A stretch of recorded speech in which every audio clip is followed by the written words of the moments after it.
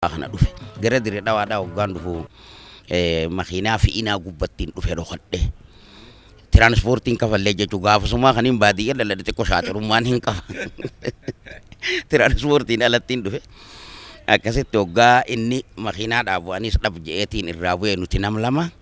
anaa fi Karrayyuu jedhanii mucaan sana manni du'e rabbi ramataa godhuu fi qabsootan irra wareegame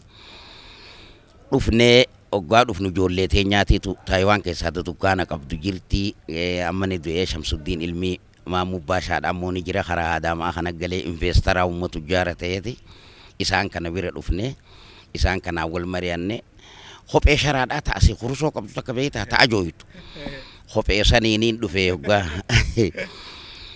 Afrikaa hotel jedhanii hoteelli tokko jira bilisaan baase hoteela sanan. Maaliif naafi ajaan kopheeti yaa walitti addaabti taanee waan jiru jecha dirree dhawaa hoggaa dhaqanni boonan naan jaaniiti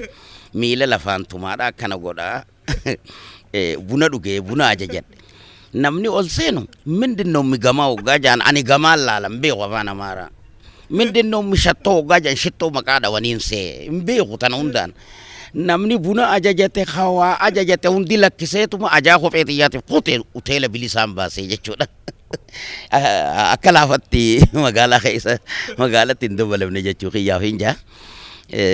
tanagaa war dhaloonni ammaan tanaa keessa baadiyyaa dhalatu magaalaa dhalatu qarooma sammuudhaatiin wal qixa tanuma dur yaadachiisuudhaaf hin jee.